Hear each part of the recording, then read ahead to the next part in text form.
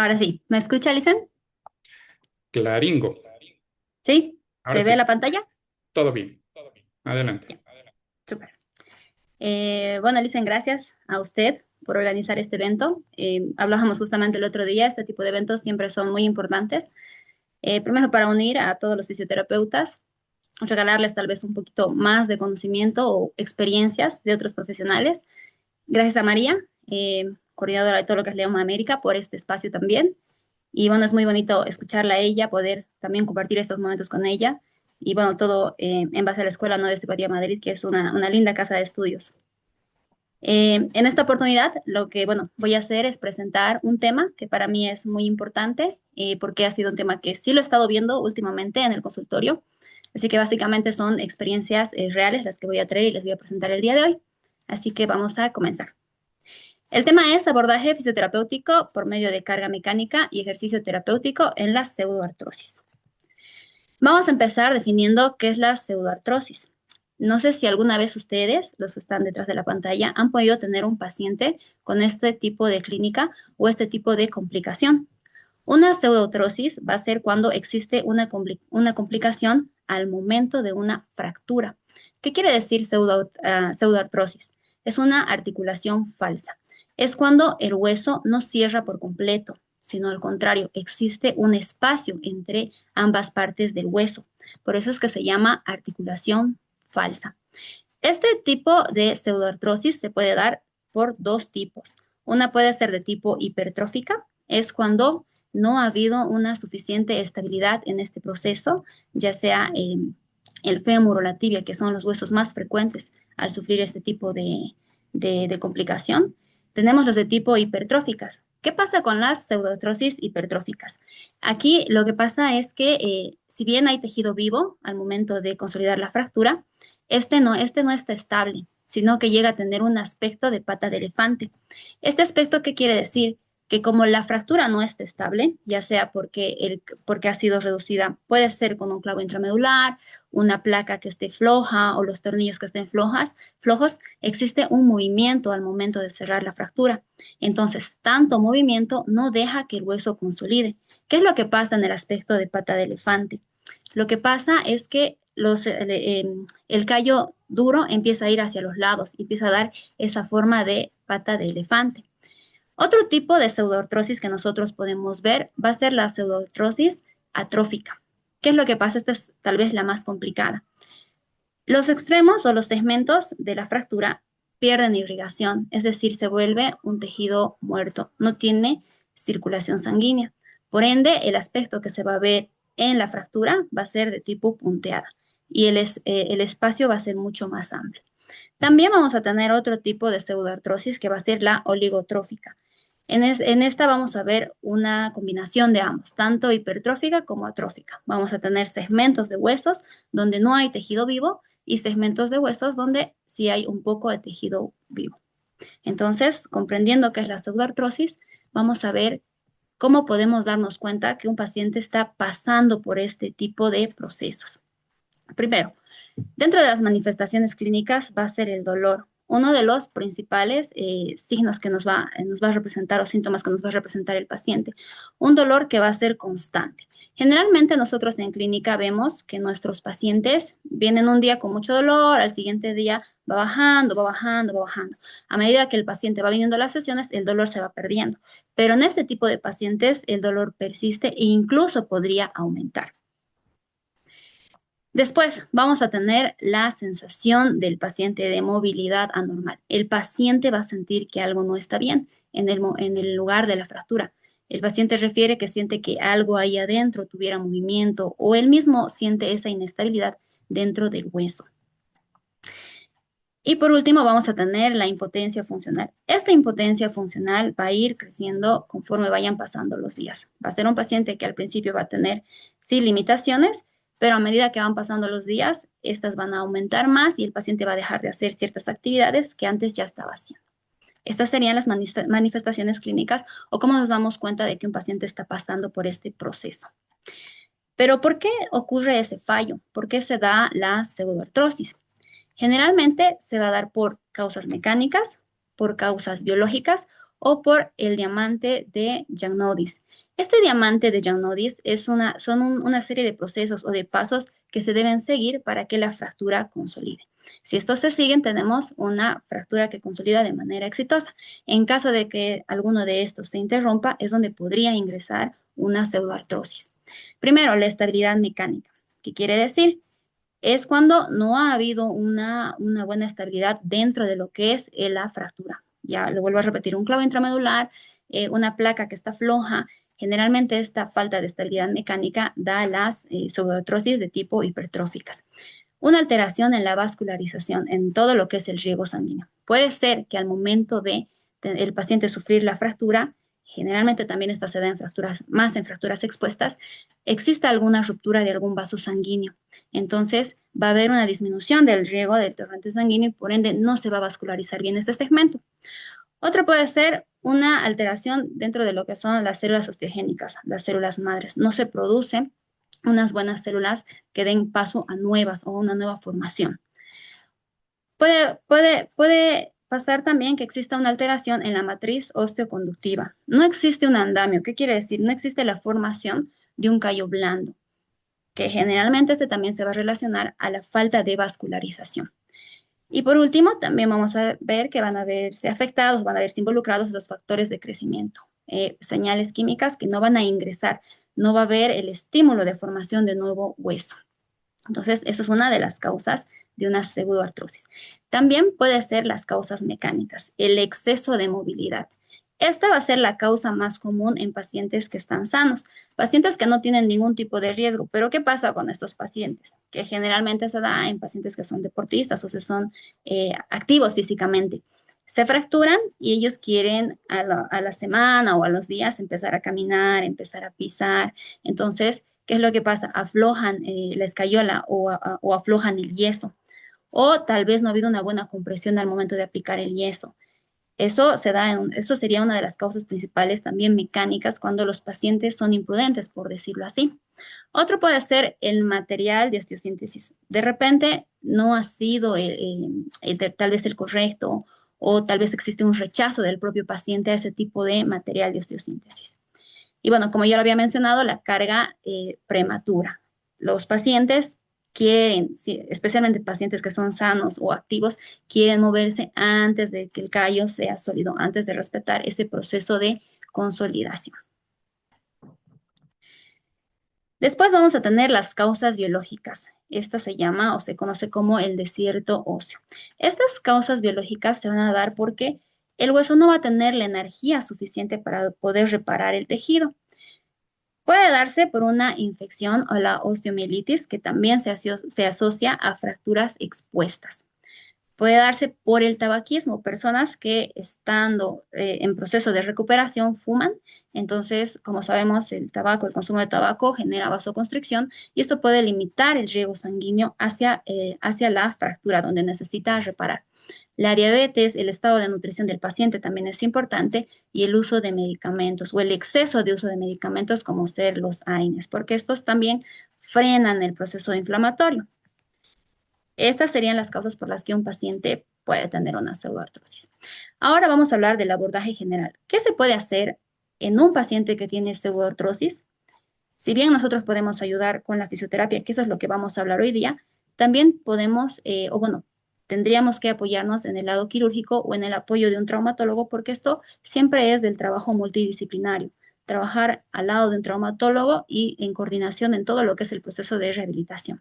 En el caso de que se presente una pseudoartrosis de tipo hipertrófica, se busca mejorar la estabilidad, ya sea con una reoperación para mejorar la estabilidad con un mejorar los clavos, mejorar las placas, darle mayor estabilidad a ese tipo de fractura que tiene mi paciente. O en las atróficas, en este caso sí son cirugías un poco más complejas, donde se usan injertos óseos del propio paciente o se usa las cirugías de alargamiento con el apoyo de tutores externos. ¿Qué es lo que queremos hacer? Despertar la capacidad de curación de ese segmento o de ese hueso.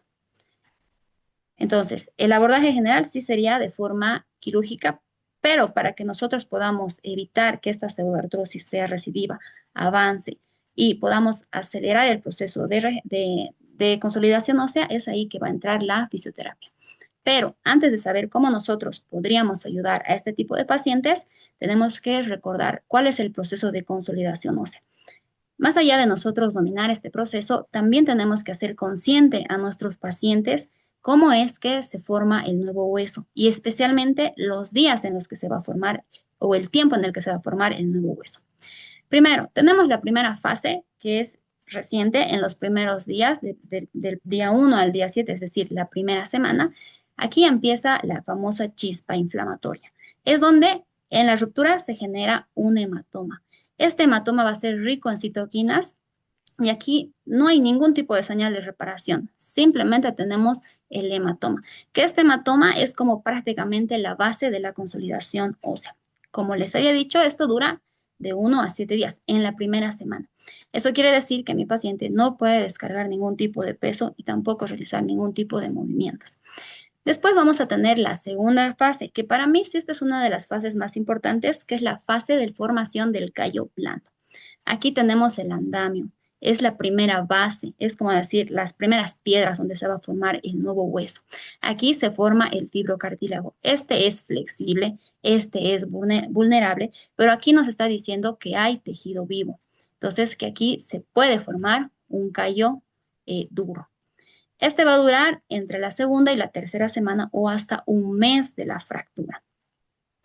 Después vamos a pasar a la siguiente etapa que va a ser la fase del callo duro. En la fase del callo duro ocurre lo que es la llamada mineralización.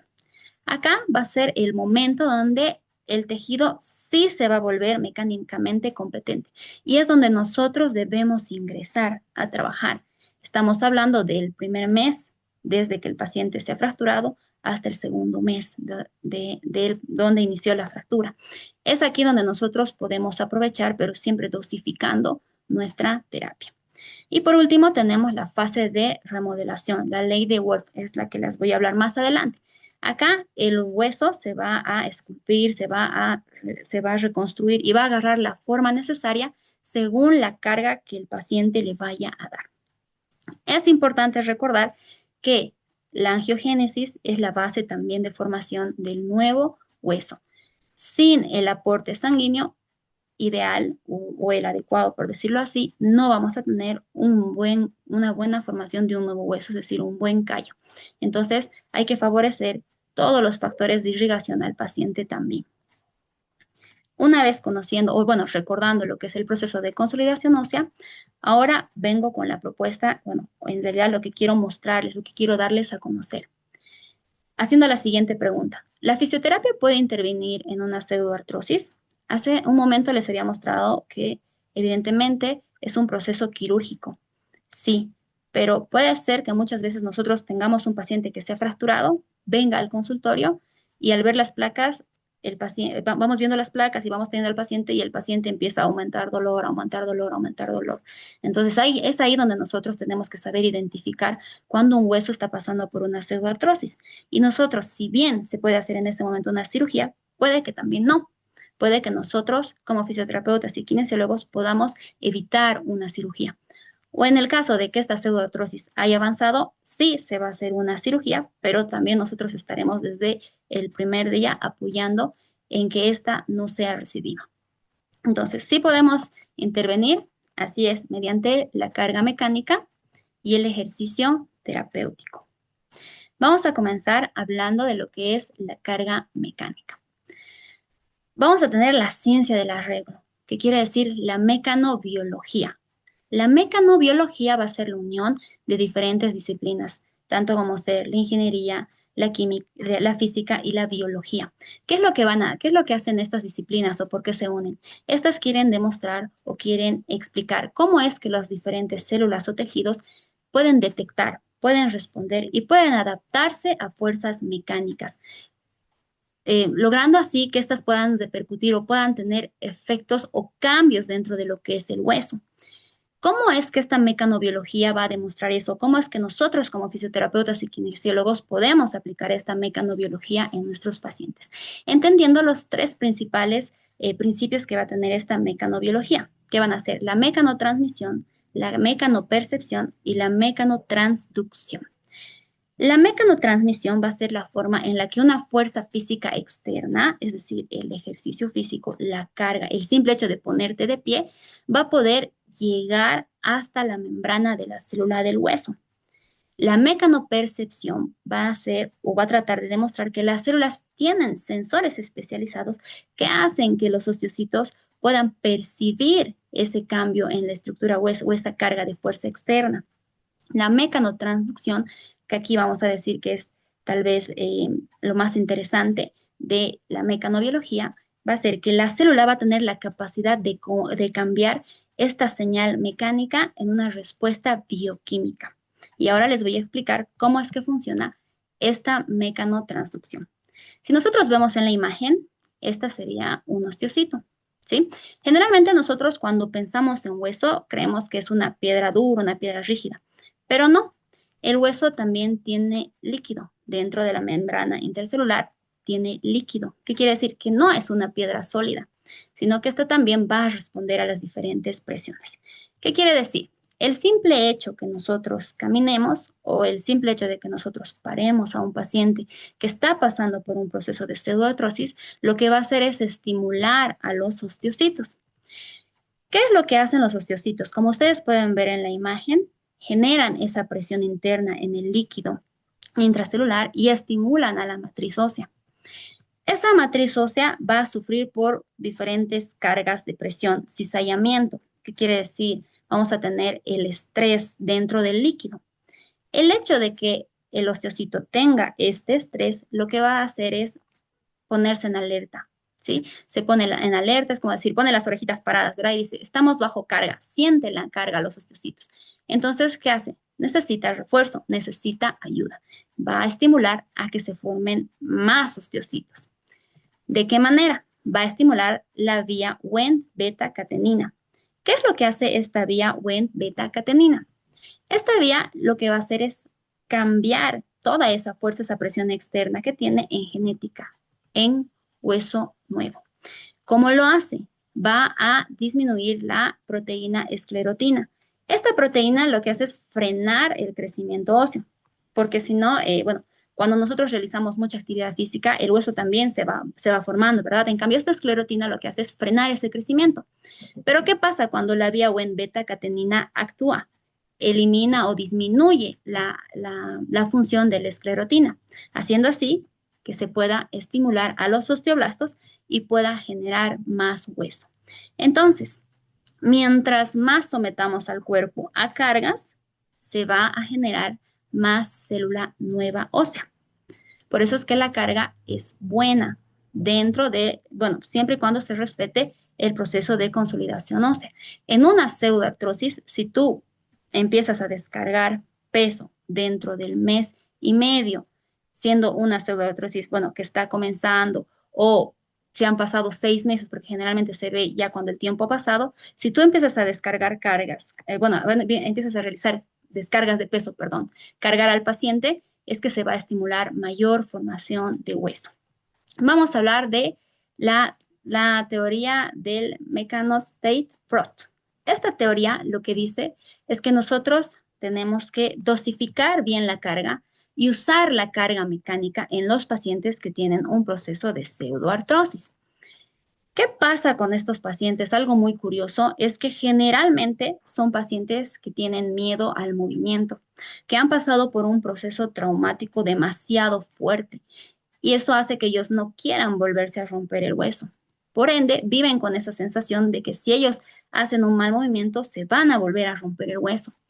¿Qué es lo que pasa? Son pacientes que también se dejan de mover o incluso van demasiado lento en su proceso de rehabilitación. Por más que el fisioterapeuta le diga hay que pisar, hay que mover, ellos también se retraen un poco. Entonces, ¿qué nos dice esta teoría? Que también le podemos enseñar al paciente que la carga mecánica es buena.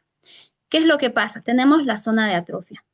Si el paciente no se mueve, si el paciente no se para, si el paciente no hace ejercicios o no descarga el peso según la indicación del fisioterapeuta, se va a tener el famoso desuso, ¿sí? ¿Qué es lo que pasa? El hueso siente que no está cumpliendo su función, no está haciendo el soporte y ya no forma nuevas células. Después tenemos la zona de mantenimiento. Una zona de mantenimiento es cuando nosotros podemos trabajar de forma coordinada con el paciente y si realizamos cargas progresivas. Por ejemplo, si nosotros hablamos de una zona de mantenimiento, sería el paciente una vez que cumple el mes y medio o el paciente una vez que ha sido detectado por una pseudoartrosis y ha sido otra vez intervenido quirúrgicamente, ya empieza a hacer las descargas de peso progresivas después incluso de la cirugía. Entonces, esa es una zona de mantenimiento, hay un equilibrio. También tenemos una zona de sobrecarga. Aquí empezamos a hacer el modelado óseo. Aquí si nosotros como terapeutas empezamos a aumentar por porcentajes la carga que le vamos a decir a mi paciente que va a poder usar, usando la famosa 100-100. 100% de pesos cuando te paras en un pie, cuando te paras en ambos pies tienes 50-50. Cuando llevas la cadera a un lado vas a tener 70-30. Entonces vas manejando. Vamos a manejar un 20% de fuerza, un 30% de fuerza, y es así como tú vas manteniendo esta zona, que también sería un equilibrio. Y vamos a tener la zona del fallo. También cuando la carga es extrema, lo que pasa es que se puede volver a generar una fractura, pero esto es porque realmente sí no ha sido bien dosificado esta carga mecánica que nosotros queremos aplicar en el paciente. Bien. Entonces, si hablamos de salud y rehabilitación, vamos a decir que la mecanobiología va a ser la base de por qué el movimiento es medicina, ¿sí? Entonces, la mecanobiología nos enseña o nos ayuda a nosotros responder o tal vez defender más ese concepto de el movimiento es vida, el movimiento es salud. Entonces, el movimiento es medicina gracias a que la mecanobiología, que quiere decir la descarga de peso, lo va comprobando según los diferentes estudios. Pero no solamente van a ser descargas, sino que vamos a tener la unión de todas las partes de nuestro cuerpo, porque nosotros somos un todo, ¿sí? Tenemos la ley de Wolf que dice que mientras más nosotros vayamos cargando, se va a producir más hueso, ¿sí? Cargar de forma dosificada. Tenemos los famosos tenocitos. ¿Cómo responden los tendones? Porque no solamente es descargar al paciente, pararlo al paciente, sentarlo al paciente, sino que también aquí debemos combinar estas descargas de peso con las técnicas articulatorias o las famosas movilizaciones que pueden ser pasivas, pueden ser activas, después van a ser resistidas. ¿Qué es lo que hacemos? Movemos el tendón para que sí este tendón pueda generar mayor elasticidad y puedes responder también a la ley de Wolf. ¿Qué es lo que pasa? También aquí hay que saber dosificar bien, porque si nosotros generamos demasiada movilidad en un tejido que tampoco está fuerte, también se podría generar una microruptura. Entonces, siempre hay que trabajar carga mecánica con buena dosificación de las movilizaciones o las técnicas articulatorias. Y el músculo. El músculo es uno de los principales componentes de nuestro cuerpo, porque lo tenemos también en mayor cantidad, y este va a apoyar dentro de lo que es la carga mecánica. Nosotros no podemos simplemente empezar a descargar si no tenemos un músculo preparado. Entonces también hay que reforzar con movilizaciones y ejercicios isométricos para poder tener mejores resultados en nuestros pacientes. Ahora, ¿por qué es importante en la práctica clínica poder entender qué es la mecanobiología? Esta va a permitir entender que las manos del terapeuta o el ejercicio prescrito no solamente van a ir y van a mover articulaciones, sino que estas tienen una base científica que nos dice que nosotros con nuestras manos y con el ejercicio dosificado, las descargas de pesos dosificados, vamos a enviar mensajes directos a las células para que éstas reparen el tejido. Entonces, esta sería una buena forma de respaldar lo que nosotros hacemos como fisioterapeutas y kinesiólogos en los pacientes traumatizados. Bien, acá tenemos una pequeña tablita que nos dice, cuando nosotros aplicamos compresión, nosotros hacemos parar al paciente, trabajamos en la activación de los osteoblastos, formamos nuevos huesos, ¿sí? Ayudamos a la mayor densidad ósea. Cuando nosotros trabajamos con tensión, estiramientos, técnicas articulatorias, alineamos las fibras de colágeno. Ayudamos a que exista algún tipo de cicatrización de tanto tendones y ligamentos. Así que quiere decir que esta teoría también aplica a lesiones ligamentarias o tendinosas. Y por último, el cizallamiento. El movimiento en sí va a hacer que nuestros músculos o el flujo sanguíneo realice la liberación de óxido nítrico. ¿Qué es lo que hace esta liberación de óxido nítrico? Ayuda a que bueno, en este caso, la arteria pueda dilatar más, pueda tener una mejor vasodilatación. Y si esta arteria vasodilata mejor, va a poder llegar un mejor torrente sanguíneo. Si llega un mejor torrente sanguíneo, vamos a tener buena oxigenación y buena nutrición de los tejidos.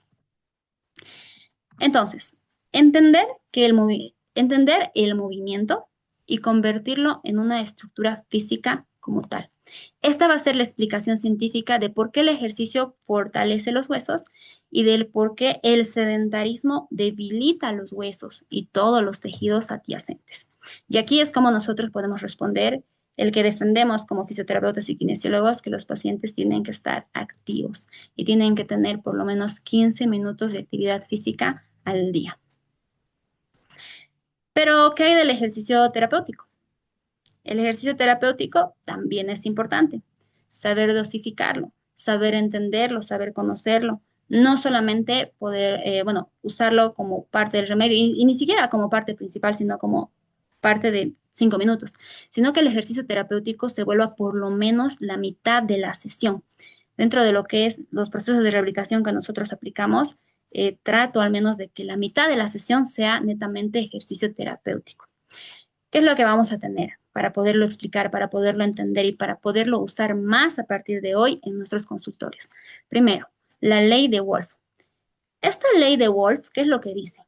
Que el cuerpo se va a adaptar a lo que tú le des, ¿sí? Si tú le das un día 10 sentadillas, al día siguiente va a tener la capacidad de poder responder a esas 10 sentadillas. Si tú le das 20 sentadillas, al día siguiente va a tener la capacidad para responder 20 sentadillas. Es decir, el cuerpo siempre se va a adaptar, va a formar o modificar su arquitectura y va a causar un efecto. En el caso de la pseudoartrosis, la aplicación de ejercicio lo que hace es aumentar el proceso de consolidación, el proceso de formación de nuevo hueso. Tenemos la hipótesis de la cepa interfragmentaria, el strain, ¿sí? El strain es algo que nosotros tenemos que considerar y también saberlo dosificar, porque tampoco es mandarle al paciente a hacer, no sé, he escuchado que el movimiento es bueno para la pseudoartrosis, así que hacemos 50 sentadillas. No, sino que el strain es entender cuánto deforma el tejido y cuánto yo puedo dosificar a este paciente, ¿sí? ¿Cuál es mi línea o mi tarjeta roja que me dice hasta aquí? El inicio del dolor del paciente, ¿sí? Siempre tiene que ir esto de la mano de cómo es lo que siente el paciente, qué es lo que quiere decirnos el paciente al momento de hacer la terapia. Él te dice, me incomoda, no me incomoda, se siente bien, ahí duele, ¿sí? Y el teorema de la cepa, ¿qué quiere decir? Esta es la base física para decidir cuánto ejercicio se debe mandar, ¿sí? ¿Qué quiere decir el teorema de la cepa? Dice, ¿cómo tú quieres progresar con tu paciente? El día de hoy vamos a hacer cargas, el día de mañana vamos a hacer técnicas articulatorias, el siguiente día, cuando veo que mi paciente pueda tener una buena respuesta a la carga, tiene buena movilidad, recién puedo aplicar fuerza, entonces quiere decir que tú organices tu tratamiento en base a la progresión de mi paciente. Esa es la forma adecuada de poder aplicar el ejercicio terapéutico. Tenemos algo muy importante que tomar en cuenta aquí. Si bien yo les estoy diciendo que es bueno usar la carga, porque sí, está evidenciado que sí se puede usar la carga, hay que saber respetar también la carga de las descargas de peso y el ejercicio que se le va a dar al paciente. Porque pasa que tú le das 10 repeticiones en un día, el paciente por mejorar más va a hacer 30 en su casa, o puede que a veces alguien quiere decir, si hacemos más puede avanzar más, pero en realidad no es así. Hay que aprender a respetar esta ventana terapéutica de la carga. Cuando tenemos una carga subumbral, o sea, que es una carga mínima, hacemos apenas 5 minutos de ejercicio dentro de lo que es la consulta, vamos a generar atrofia. Seguimos apoyando a la atrofia, ¿sí? ¿Qué es lo que tenemos que buscar? Una carga óptima fisiológica que respete la respuesta de mi paciente dentro de lo que es la consulta. Y evitar la carga patológica, que quiere decir sobrecargar a mi paciente. ¿Qué estrategias podemos usar dentro del ejercicio terapéutico? Aquí es donde nosotros como fisioterapeutas tenemos que ampliar más nuestra mirada, ¿sí? Primero, considerar que nuestro cuerpo es un todo, nuestro paciente es un todo. Vamos a trabajar con el bombeo muscular. Sí o sí, tener actividad muscular. ya sea en las primeras etapas en la camilla, ya sea sentado o depende o cómo nos permita el paciente, sí o sí tiene que haber bombeo muscular. Sí, porque el músculo con el movimiento va a ser nuestra primera bomba de sangre a todos nuestros segmentos. Tenemos que tener cadenas cinéticas. ¿Qué quiere decir? Si estamos hablando de una pseudoartrosis que está en tibia, tenemos que trabajar cadera, rodilla y tobillo. ¿Sí? Si estamos hablando de una pseudoartrosis que está en clavícula, tenemos que trabajar desde la región cervical, parte del hombro, codo, muñeca. Y también tenemos que trabajar el entrenamiento de la resistencia de forma graduada, trabajando con ejercicios isométricos. Entonces, siempre el primer paso van a ser los ejercicios isométricos. ¿Cuáles son las consideraciones que tenemos que tomar en cuenta para un abordaje exitoso? Primero, la estabilidad mecánica. Entonces, cuando nos llega un paciente de traumatología, yo les sugiero que siempre pidan la radiografía. Siempre pidan la radiografía y evalúen cómo está esa fractura. Porque pasa, de verdad que pasa.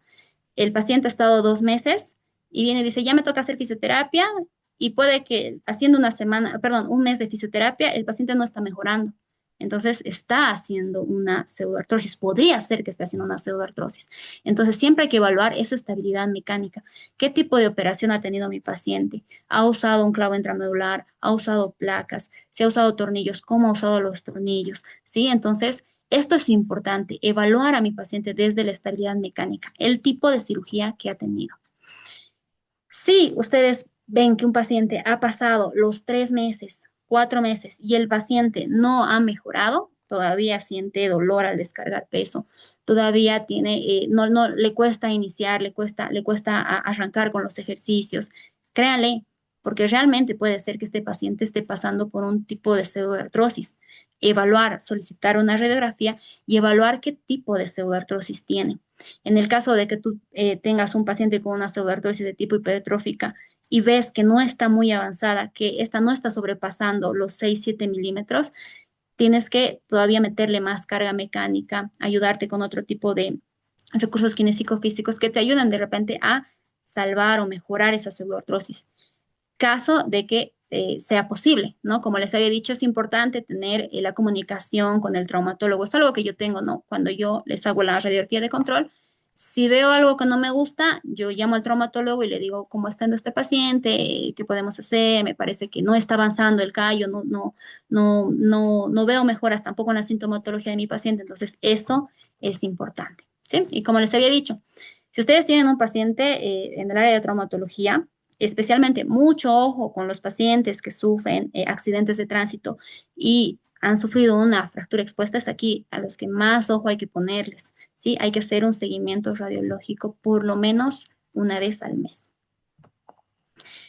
Bien, ahora vamos a ir ya concluyendo y voy a presentarles un abordaje fisioterapéutico como el que yo he estado usando con este tipo de pacientes, presentando un caso clínico real y para que ustedes puedan tener una idea de más o menos cómo se trabaja en este tipo de pacientes. Primero, hacemos una valoración inicial y vamos a ver el biotipo de la pseudoartrosis. Después, vamos a dividir las fases del tratamiento fisioterapéutico según el progreso de mi paciente. Vamos a tener los parámetros técnicos que hay que considerar para el ejercicio terapéutico y hay que usar también terapias coadyuvantes para potenciar la carga. ¿Qué quiere decir? No solamente vamos a mejorar a este tipo de pacientes con carga y con ejercicio terapéutico, eso sería mentira, sino que aquí nos vamos a apoyar de otro tipo de recursos kinésico-físicos como fisioterapeutas. Tenemos este paciente, es un paciente que nos ha llegado al consultorio, es un paciente que tiene 30 años ahora, y este paciente lo que hace, lo que repercute es que tuvo una fractura expuesta, como ustedes pueden ver, básicamente todos los segmentos están separados, ¿sí? Es un paciente que ha sido, le han hecho la cirugía, le han puesto un clavo intramedular, él tuvo una fractura expuesta del fémur y todos los segmentos están separados, pareciera que están por todo lado, ¿no? Cuando hablamos con el traumatólogo, todavía se veía en una fase inicial que había la idea de que quería como que formarse un callo blando. Entonces, seguimos con el tratamiento, empezamos con el tratamiento de hecho y, denme un segundito, creo que no cambia. No se cambia, ¿no? ¿Se cortó? Ahí está, perdón. Todo bien. Ahí sí, ahora sí. Entonces, hemos empezado a trabajar con este paciente. Aplicábamos, en este caso sí aplicábamos el magneto, las liberaciones, el ejercicio, pero el dolor del paciente persistía. O sea, al paciente le seguía doliendo y le dolía en la rodilla, justo por donde había ingresado el clavo intramedular. Entonces, lo que hacemos es mandar a hacer la radiografía de control. Al paciente aún le dolía, no podíamos avanzar mucho porque siempre respetamos el nivel de tolerancia del paciente. Y cuando hacemos las radiografías de control, una segunda radiografía de control, todo iba bien, pero cuando hacemos la tercera radiografía de control, había hecho una pseudoartrosis, en este caso de tipo atrófica, donde el tejido básicamente había sufrido una infección y todo el tejido había muerto, básicamente. ¿Qué es lo que se hizo en este paciente? Se trabajó de forma coordinada con la traumatóloga y se le sometió a otra cirugía.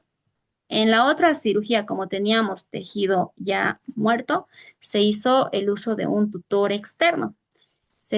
Lo que se está haciendo, o bueno, ya se está por terminar de hacer, es un tratamiento de alargamiento óseo. Sí, tenemos una pseudoartrosis de tipo atrófica, donde el procedimiento quirúrgico es un alargamiento óseo. Y nosotros como fisioterapeutas nos toca acompañar en esta pseudoartrosis desde el primer día. Esto ya es cuando esto se la sacó por lo menos hace un mes y medio y ahora ya nos toca la siguiente radiografía de control. De hecho, y aquí sí hay bastante mejora en este paciente. ¿Cómo es que hemos logrado mejorar a este paciente? Porque si bien ha pasado por el proceso quirúrgico, desde el día uno nosotros estábamos con el paciente, realizando las descargas de peso tempranas.